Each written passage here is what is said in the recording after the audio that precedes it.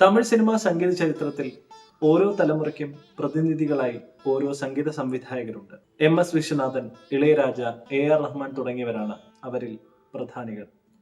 എന്നാൽ ഇവർക്കിടയിൽ ഏറെ നിശബ്ദനായി തന്റെ സംഗീതം കൊണ്ട് വലിയൊരു ആസ്വാദക സമൂഹത്തെ വളർത്തിയെടുത്ത മഹാനായ സംഗീത സംവിധായകനാണ് KV മഹാദേവൻ.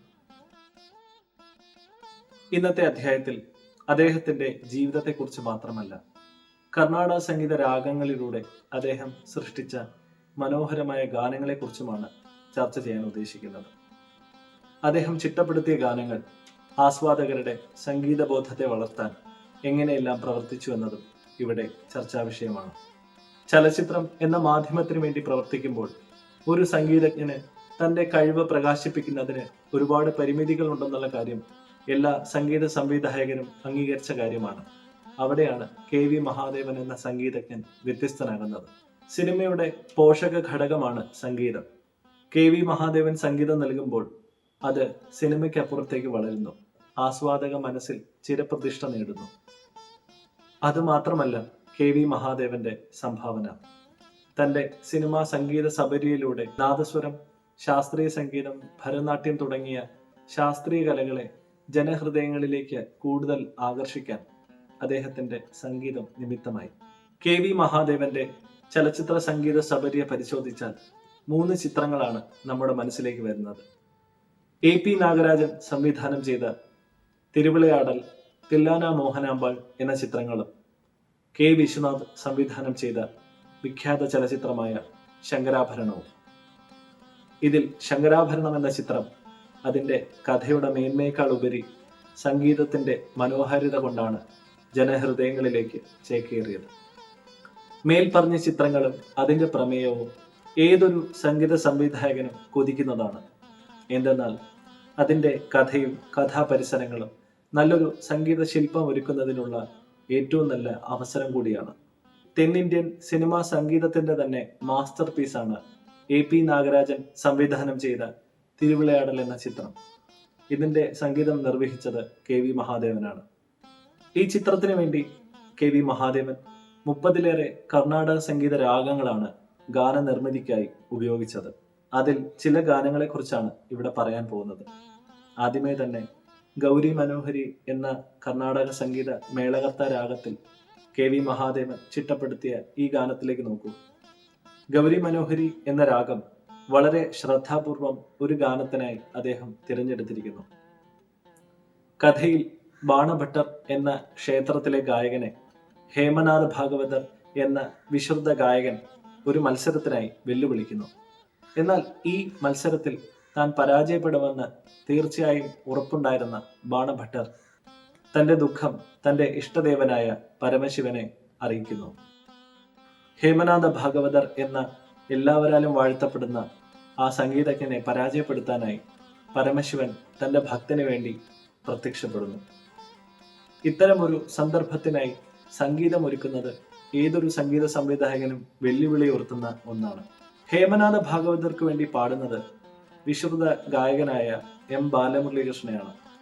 കർണാടക സംഗീതത്തിലെ എക്കാലത്തെയും വലിയ പ്രതിഭയായ M ബാലമുരളീകൃഷ്ണയ്ക്ക് വേണ്ടി KV മഹാദേവൻ ചിട്ടപ്പെടുത്തിയത് ഒരു രാഗമാലികയാണ്. മാണ്ഡ്യ രാഗത്തിൽ ആരംഭിച്ച് കാനഡ രാഗത്തിൽ അവസാനിക്കുന്ന ഈ രാഗമാലികയിൽ തോടി, കാനഡ, ദർബാർ തുടങ്ങി നിരവധി രാഗങ്ങളുണ്ട്.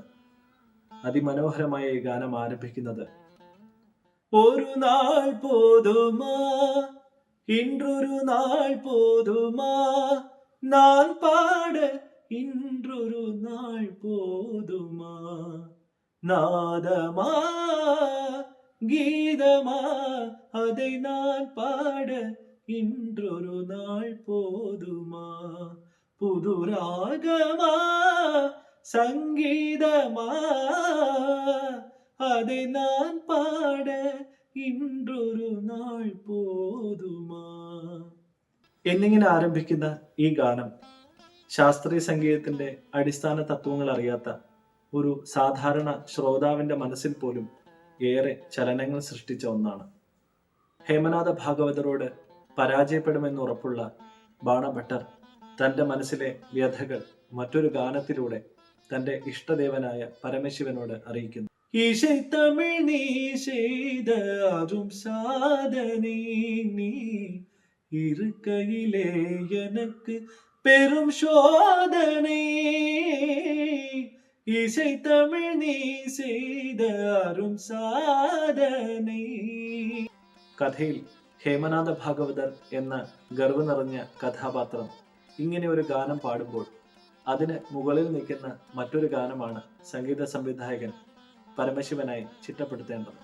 ഈ ചിത്രത്തിലെ ഈ ഗാനസന്ദർഭമാണ് ശങ്കരാഭരണം എന്ന ചിത്രത്തിലെ ശങ്കര എന്ന ഗാനത്തിന്റെ സന്ദർഭത്തിന് പ്രചോദനമായത്.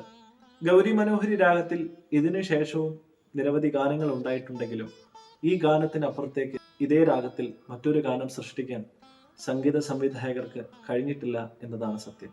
പാട്ടും നാനേ ഭാവവും നാനേ, പാട്ടും നാനേ ഭാവവും നാനേ, പാടും മുനെ നാൻ പാട வைத்தேனே, പാട്ടും നാനേ ഭാവവും നാനേ. ഒരുപക്ഷെ കെ വി മഹാദേവൻ എന്ന പേര് അത്ര കണ്ട് ഘോഷിക്കപ്പെടാത്തതിന്റെ കാരണം അദ്ദേഹത്തിന്റെ ഗാനങ്ങൾ അദ്ദേഹത്തെക്കാളും ഏറെ വളർന്നു എന്നതാണ്. കലാരംഗത്ത് ഇത് പലപ്പോഴും സംഭവിക്കുന്ന ഒരു കാര്യമാണ്. ഒരു സൃഷ്ടി സ്രഷ്ടാവിന് മുകളിലേക്ക് വളരുക എന്ന പ്രതിഭാസം. അതുതന്നെയാണ് കെ വി മഹാദേവനും സംഭവിച്ചത്.